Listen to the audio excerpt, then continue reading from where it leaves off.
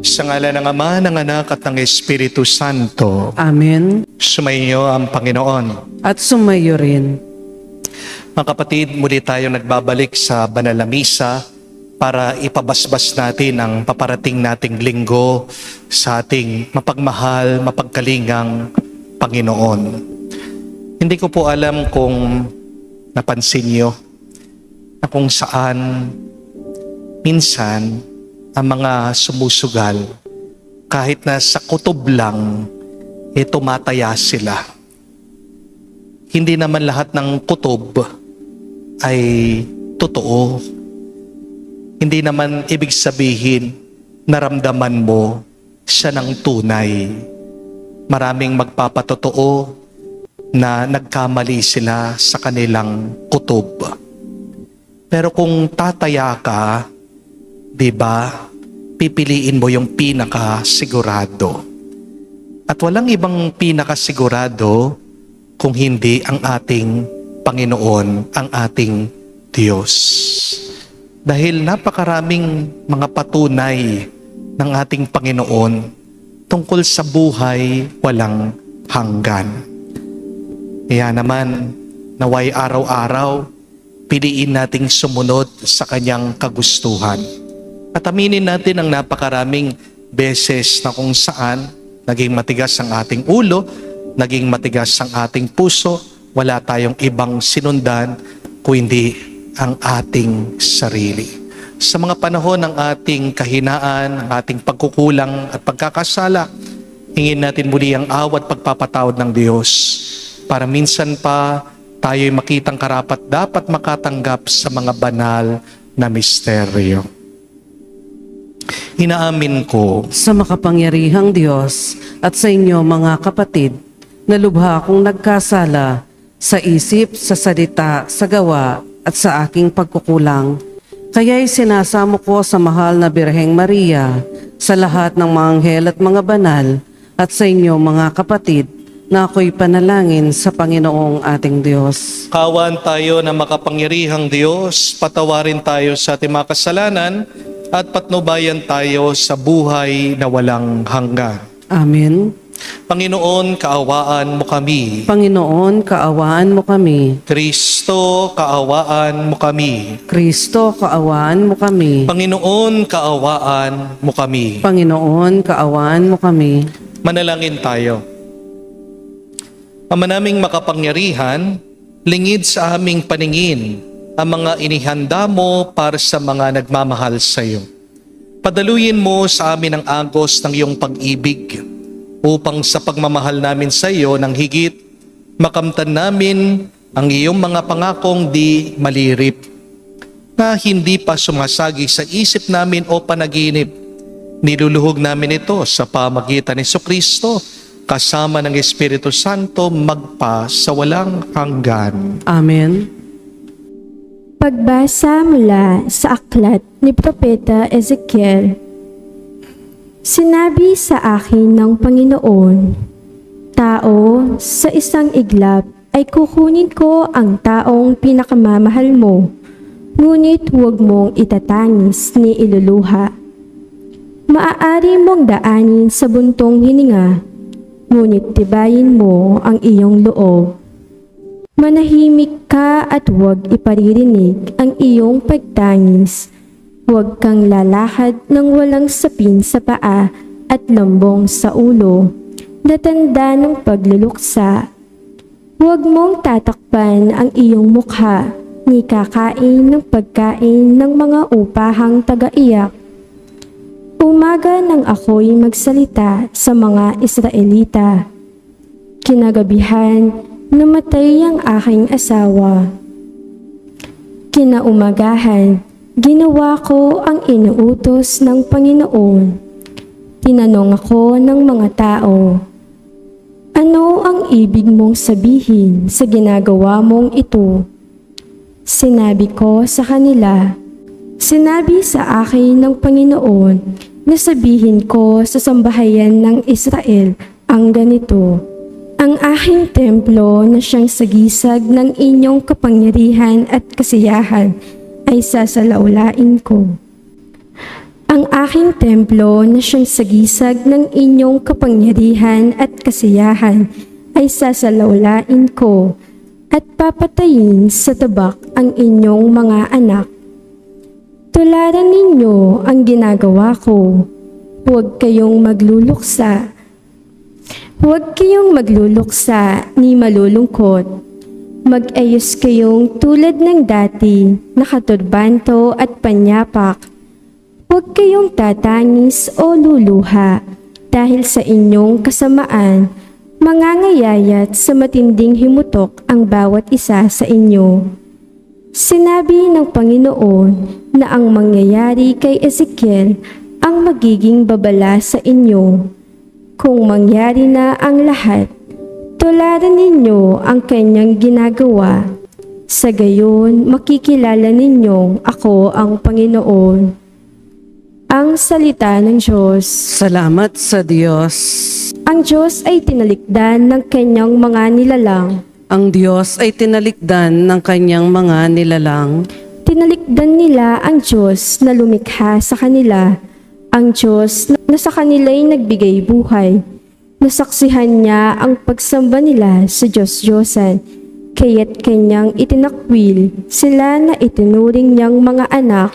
Ang Diyos ay tinalikdan ng kanyang mga nilalang. Sinabi niya, tatalikdan ko sila. Tignan ko lang kung ano ang kanilang sapitin, pagkat sila'y isang lahing masama, mga anak na suwail. Ang Diyos ay tinalikdan ng kanyang mga nilalang. Pinapanigbugho nila ako, nagsambahin nila, yaong hindi Diyos. Ginalit nila ako dahil sa kanilang Diyos-Diyosan. Kaya paninibughuin ko rin sila at gagalitin sa pamamagitan ng bansang di kumikilala sa akin. Ang Diyos ay tinalikdan ng kanyang mga nilalang. Mapalad ang mga dukha na tanging Diyos na lumikha ang pag-asa at adhika. Aleluya, aleluya. Sumainyo ang Panginoon. At sumayo rin. Ang mabuting balita ng Panginoon ayon kay San Mateo. Papuri sa iyo, Panginoon. Nung panong yun, may isang lalaking lumapit kay Jesus at nagtanong, Guro, ano pong kabutihan ang kailangan kong gawin upang magkamit ng buhay na walang hanggan? Sumagot si Jesus, bakit mo ako tinatanong kung ano ang mabuti? Isa lamang ang mabuti. Kung ibig mong magkamit ng buhay, sundin mo ang mga utos. Alin-alin po? Tanong niya. Sumagot si Jesus, huwag kang papatay. Huwag kang mangangalunya. Huwag kang magnanakaw. Huwag kang magsisinungaling sa iyong pagsaksi. Igalang mo ang iyong ama at ina. At ibigin mo ang iyong kapwa gaya ng pag-ibig mo sa iyong sarili. Sinabi ng binata, tinupad ko po lahat ng yan. Ano pa po ang dapat kong gawin? Kung ibig mong maging ganap, pumayo ka, ipagbili mo ang iyong ari-arian at ipamahagi sa mga dukha ang pinagbilhan. Kapag ginawa mo yan, magkakaroon ka ng kayamanan sa langit. Pagkatapos bumalik ka at sumunod ka sa akin. Sagot ni Jesus. Pagkarinig nito, malungkot na umalis ang binata sapagkat siya'y napakayaman. Mga kapatid, ang mabuting balita ng ating Panginoon. Pinupuri ka namin, Panginoong Jesucristo. Magandang araw po muli sa inyong lahat. May tanong lang po ako sa inyo. Ano ang gagawin mo kung hindi problema ang pera sa buhay mo? What will you do if money is not an issue? Ang ganda pong tanong yan, no? Naisip nyo na po ba? Pinagmunihan nyo na ba? Halimbawa, bukas pagkagising mo, nanalo ka ng loto. Hindi lang milyon, hindi lang 10 milyon, kung hindi, 1 bilyon. Wow! Bilyonaryo ka na! Ang tanong, anong unang-unang gagawin nyo po? Comment nyo nga. Gusto ko pong malaman, gusto kong mabasa. Baka ang iba, sasabihin nila, Father, bibili ako ng lupa. Magpapatayo po ako nung dream house ko. Father, magta-travel kami ng pamilya ko sa buong mundo, sa lahat ng magandang pasyalan. Father, kakain ako ng masarap sa mga pinaka-mamahaling restaurant.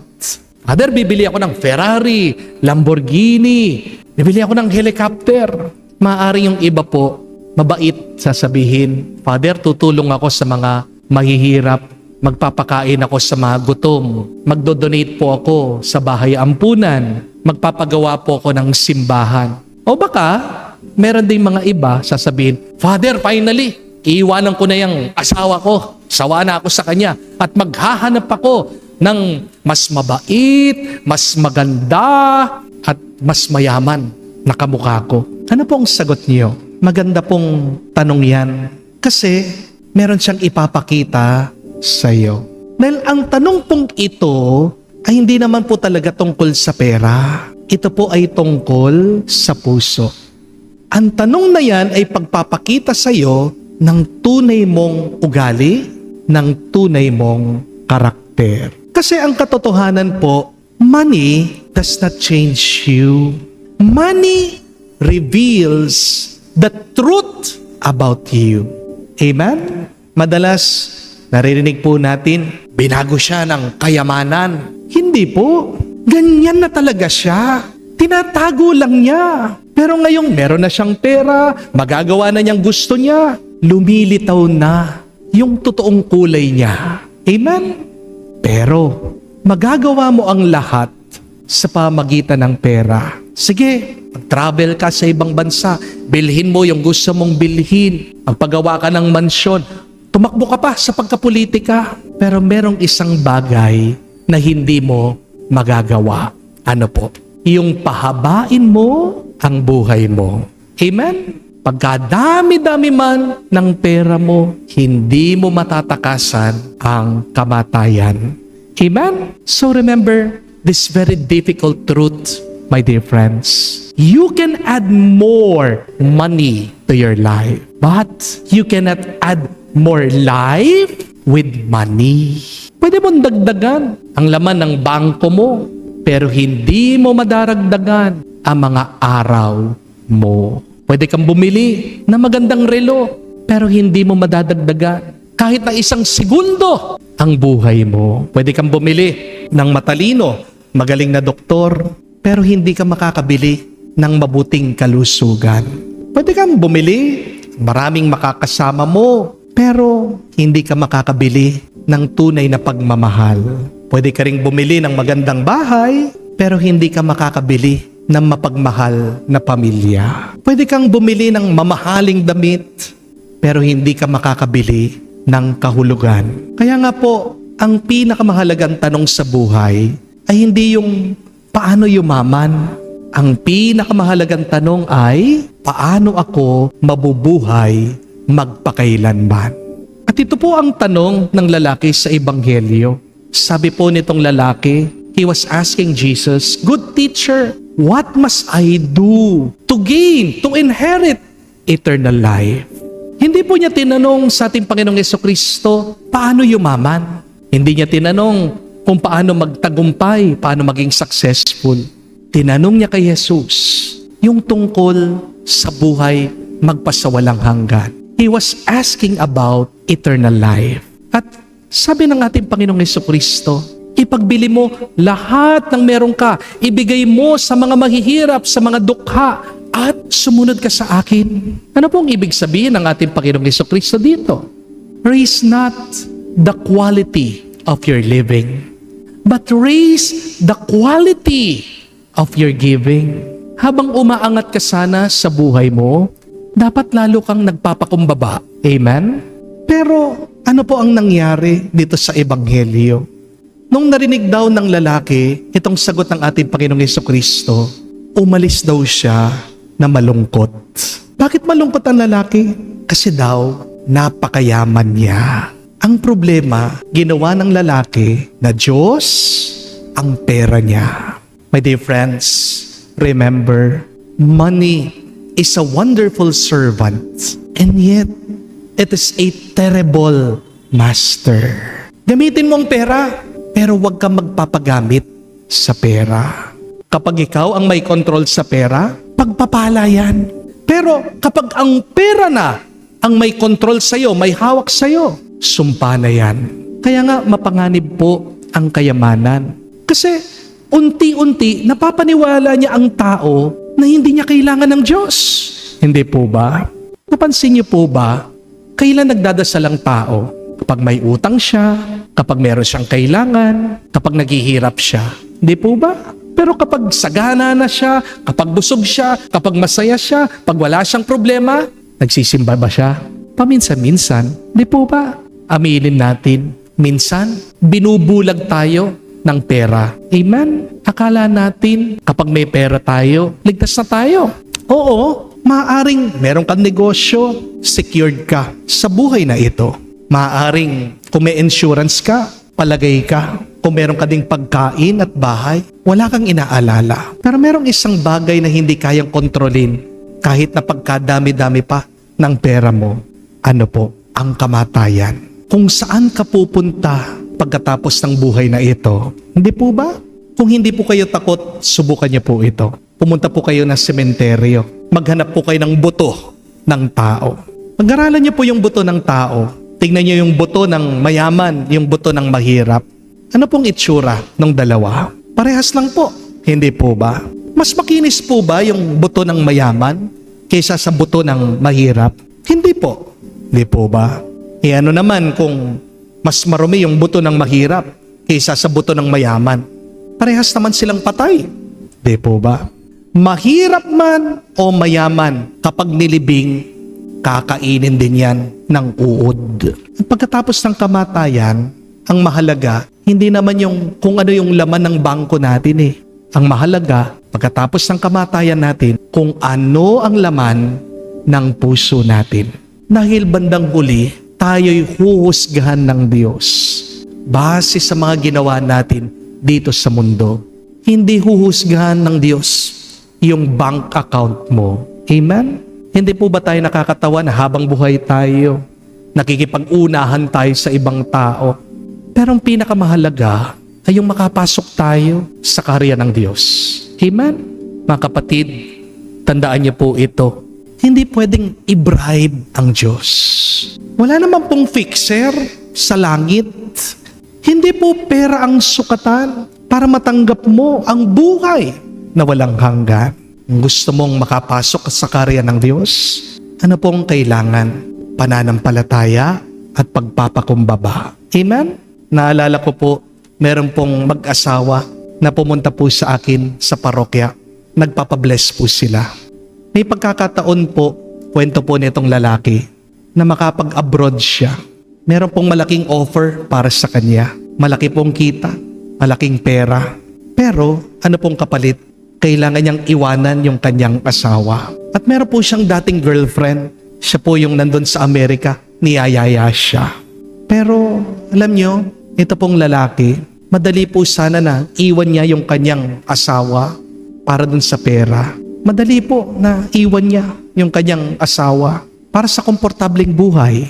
Pero sabi po ng lalaki, Father, ayaw ko pong yumaman na ganun, na makuha ko ang lahat, pero ang kapalit naman ay ang aking sarili at ang aking pamilya. Napahanga po ako sa kanya. Tingnan nyo na, mga kapatid, meron pa rin mga tao na hindi mukhang pera. Meron pa rin mga taong matitino. Kaya, meron pa rin pag-asa. Di po ba?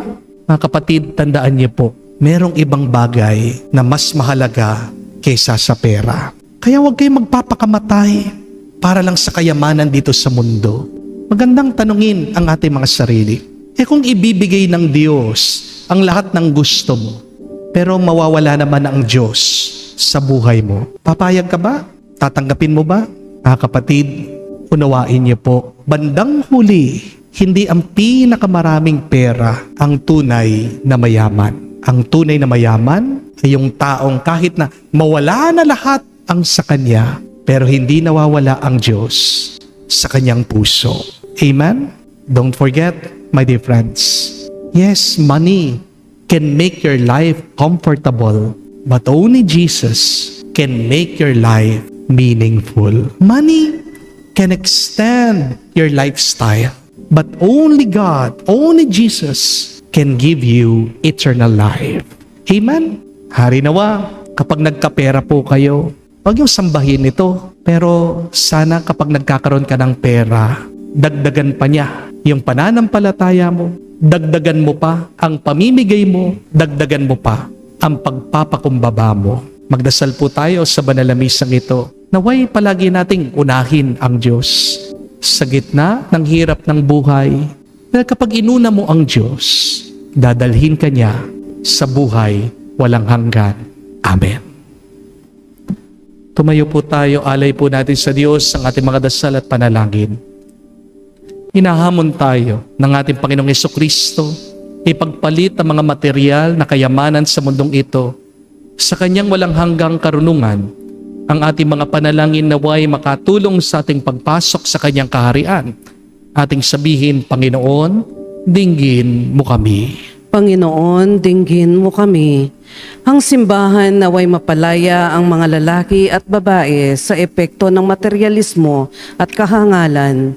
Manalangin tayo sa Panginoon. Panginoon, dinggin mo kami. Ang mga pinuno ng gobyerno naway huwag isakripisyo ang kanilang prinsipyo sa kapangyarihan, tagumpay at ambisyon, at sa halip isulong nila ang dangal at halaga ng Ebanghelyo. Manalangin tayo sa Panginoon. Panginoon, dinggin mo kami. Ang mga magulang at mga guro naway amhunin ng ang mga kabataan na mamuhay sa mga bagay na tunay na makahulugan. Manalangin tayo sa Panginoon. Panginoon, dinggin mo kami.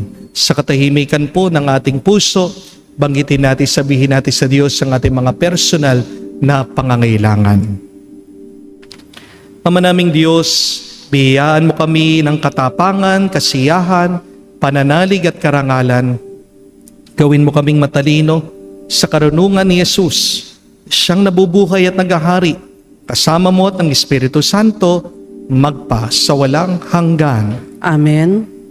Manalangin kayo mga kapatid para ng ating mga paghahain ay kalugdan ng Diyos amang makapangyarihan. Tanggapin nawa ng Panginoon itong paghahain sa iyong mga kamay, sa kapurihan niya at karangalan, sa ating kapakinabangan at sa buong sambayanan niyang banal. Ama naming lumikha, tanggapin mo ang mga alay upang maganap ang pagpapalitan ng iyong kaloob at ang aming handog. Sa aming paghahain na iyon na ring binigay, para kami maging marapat na iyong paunlakan sa pamagitan ni Jesucristo kasama ng Espiritu Santo, magpa sa walang hanggan. Amen. Sumainyo ang Panginoon. At sumayo rin. Itaas sa Diyos sa inyong mga puso at diwa. Itinaas na namin sa Panginoon. Pasalamatan natin ang Panginoong ating Diyos. Marapat na siya ay pasalamatan. Ama naming makapangyarihan, tunay nga marapat ikaw ang aming pasalamatan. Sa pamagitan ni Jesucristo na aming Panginoon, kinalulugod mo sa kanyang baguhing mabuti ang lahat, at sa pamagitan niya aming tinanggap ang iyong abot-abot na kaloob at paglingap. Kahit na siya ay hindi naiiba sa iyo, minabuti niyang maging di na rin naiiba sa mga tao. Hamak siyang tulad namin sa kamatayang totoo. Nung inihain niya ang sarili niya kami makasundo mo, kaya naman iyong dinangal siya at iyong tinampok upang sa lahat siya'y manguna. Ngayon, lahat sa kanya'y nakikiisa ay talagang magkakamit ng iyong buhay at ligaya. Kaya kaisa na mga anghel nagsisiawit ng papuri sa iyo. Nang walang humpay sa kalangitan, kami nagbubunyi sa iyong kadakilaan.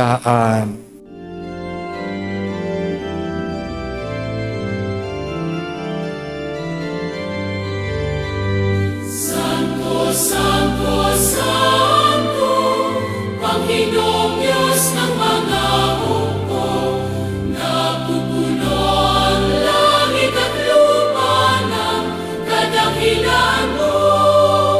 Hosana, Hosana, sa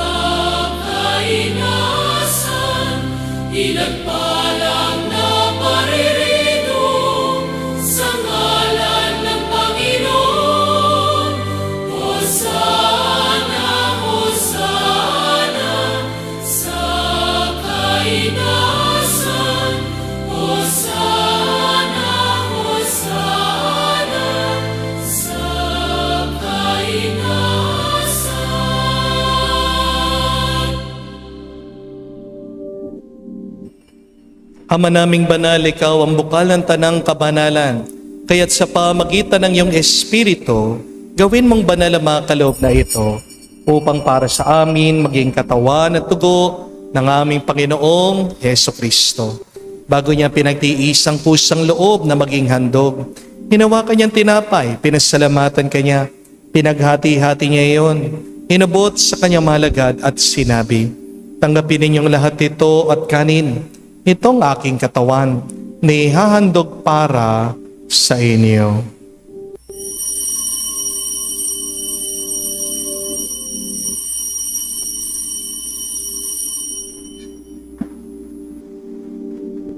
Gayon din naman na matapos ang hapunan, hinawakan niyang kalis. Muli kanyang pinasalamatan. Nabot niyang kalis sa kanyang malagad at sinabi, "Tanggapin ninyong lahat ito at inumin.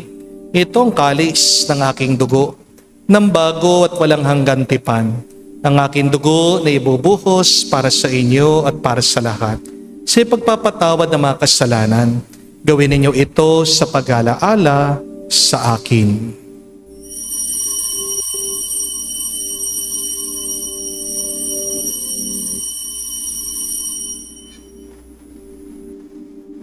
Ang misteryo ng pananampalataya.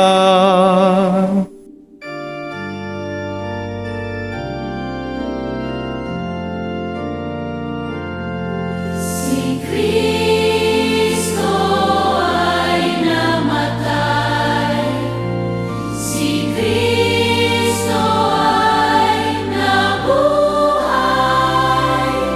si Kristo ay babalik sa wakas, sa wakas ng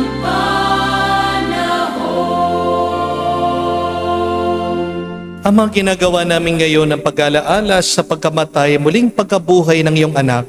Kaya tinialay namin sa iyo ang tinapay nagbibigay buhay at ang kalis na nagkakaloob ng kaligtasan. Kami nagpapasalamat dahil kami yung minarapat na tumayo sa harap mo para maglingkod sa iyo.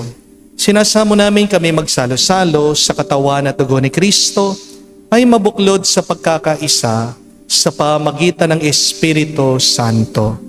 Amalingapin mong iyong simbahan, laganap sa buong daigdig, puspusin mo kami sa pag-ibig.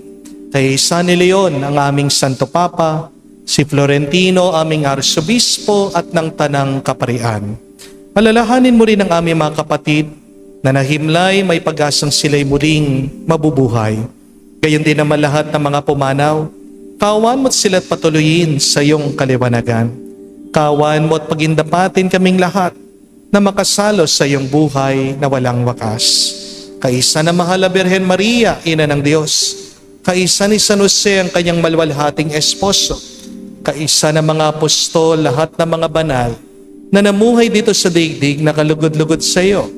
May pagdiwang nawa namin ang pagpupuri sa ikararangal mo sa pamagitan ng iyong anak, aming Panginoong Heso Kristo. Sa pamamagitan ni Kristo, kasama niya at sa Kanya, ang lahat ng parangal at papuri ay sa iyo, Diyos Ama, makapangyarihan, kasama ng Espiritu Santo, magpasawalang hanggan.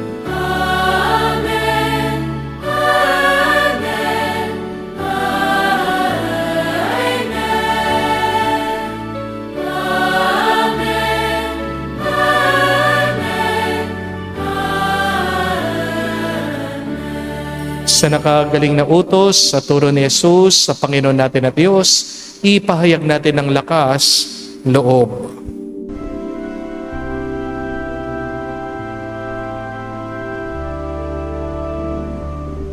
Ama namin, sumasalangit ka, sambahin ang ngalan mo, mapasa amin ang kaharian mo,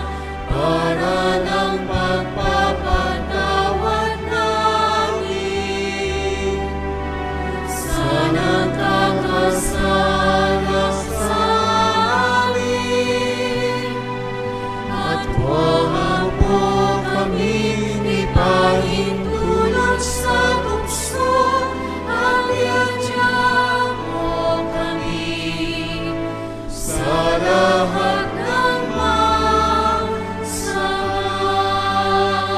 Inihiling namin kami, Diyos, sa lahat ng masama, pagkalooban ng kapayapaan araw-araw, ligtas sa kasalanan, ilayo sa lahat ng kapahamakan, samantalang aming pinanabikan ang dakilang araw ng pagpapahayag ng tagapagligtas naming si Jesucristo. Sapagkat iyo ang kaharian at ang kapangyarihan at ang kapurihan magpakailanman. Amen. Panginoong Jesucristo, sinabi mo sa mga apostol, kapayapaan ang iniiwan ko sa inyo. Ang aking kapayapaan binibigay ko sa inyo. Tunghayan mo ang aming pananampalataya at huwag ang aming pagkakasala.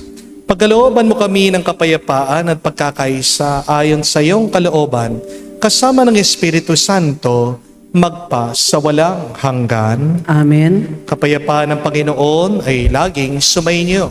At sumayo rin. Magbigayan po tayo ng kapayapaan sa bawat isa. Peace with you po. Kapayapaan po sa inyong lahat.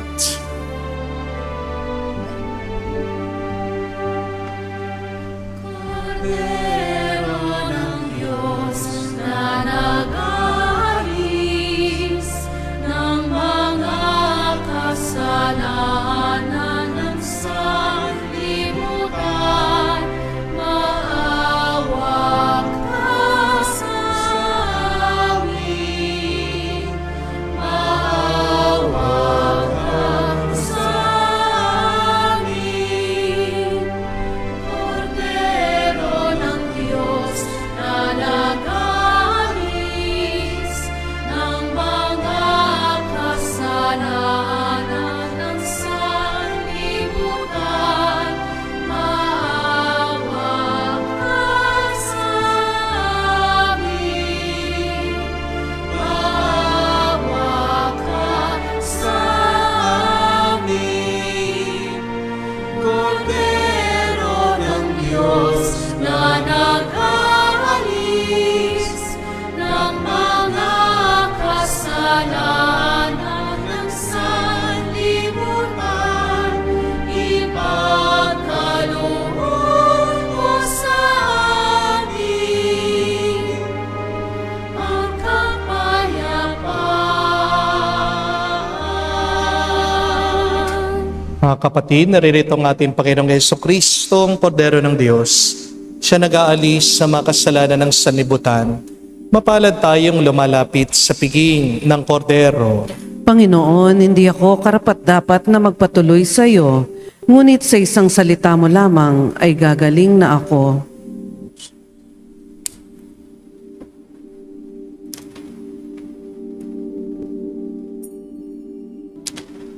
Manalangin tayo. Ama namin mapagmahal, sa banal na pakikinabang, si Kristo ay aming pinagsaluhan. Hinihiling namin kami maging katulad niya sa langit, pakundangan sa kanyang pagiging aming kaparis. Bilang tagapamagitan kasama ng Espiritu Santo, magpa sa walang hanggan. Amen. Mga kapatid, tandaan niyo po, hindi po mahalaga ang tanong na paano yumaman. Kahit na kailangan natin ng pera o kayamanan dito sa mundo, meron pang mas mahalaga kaysa sa kayamanan.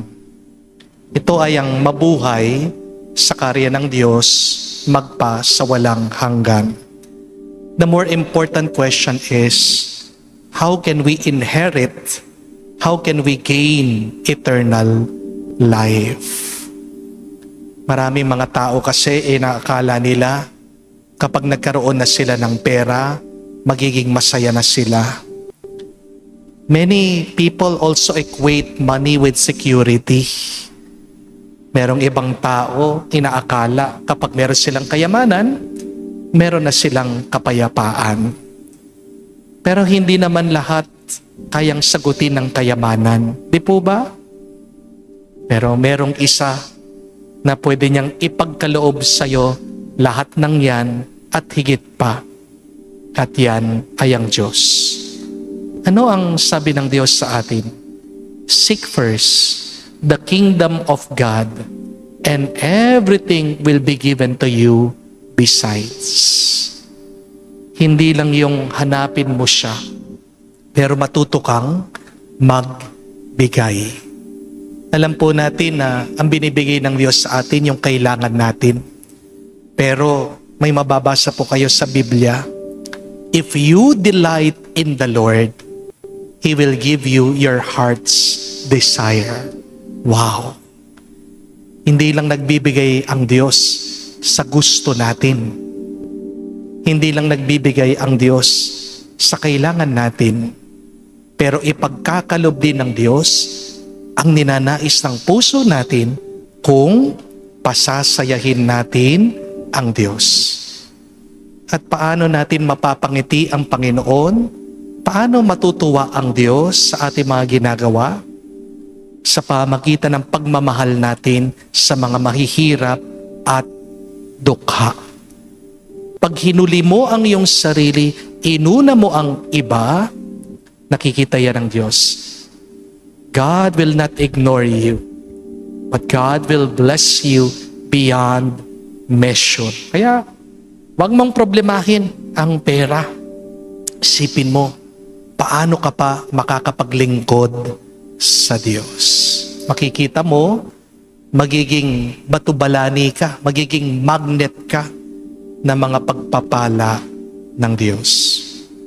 Do not raise your standard of living, but raise the standard of your giving, and the Lord will give to you overflowing measure. Sumainyo ang Panginoon. At sumayo rin. At kay basbasa ng Diyos makapangyarihan sa lahat, sa ngalan ng Ama, ng Anak, ng Espiritu Santo, Amen. ang ating misa'y natapos na. Umayo kayo sa kapayapaan ni Kristo. Salamat sa Diyos.